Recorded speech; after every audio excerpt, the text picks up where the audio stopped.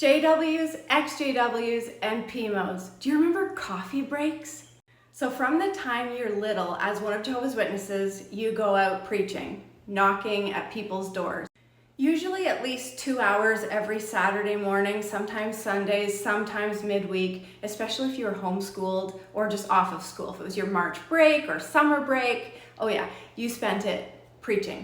Now, most of us kids did not enjoy going in service. I grew up in Northern Ontario, Canada, and it was freezing. And you would go out in the snow, you'd go out in the rain, and you're wearing a friggin' dress or a skirt.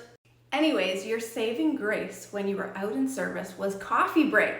For me growing up in my family, it was usually Tim Hortons or McDonald's. It was usually around 11 a.m.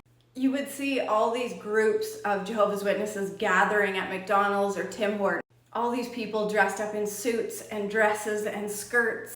Also, we were trained to leave our literature, so the watchtowers, awakes, brochures, tracts, in the McDonald's and Tim Hortons. So you'd leave them on the tables. Part of the reason that they would continue almost preaching while we were on coffee break was so they could continue counting their time. Yes, Jehovah's Witnesses keep track of the amount of time that they preach, and they hand in this record at the end of each month. So let's say Saturday morning you started preaching at 9:30 a.m. Well, once you got to coffee break, you had to pause your time. And then you could continue counting your time once your coffee break was over. But for pioneers or people who were like, they had a really big goal each month, like 70 hours or 100 hours each month, they wanted to continue tracking their time even through coffee break. Where was your coffee break spot? The worst is if you got put in a group that didn't want to go for a coffee break. These would be like the extra serious Jehovah's Witnesses. They were like, we don't need a break. We don't need to warm up. And they would bring like their little Ziploc bags full of like almonds and cashews. They'd be like eating an egg salad or a tuna salad sandwich in the car while you're driving.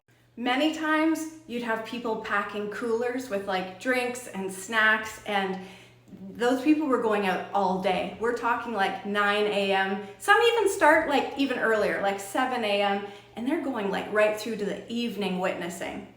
When you were a kid also, you were like hoping that you were just going home after the coffee break and not having to continue to go out in service.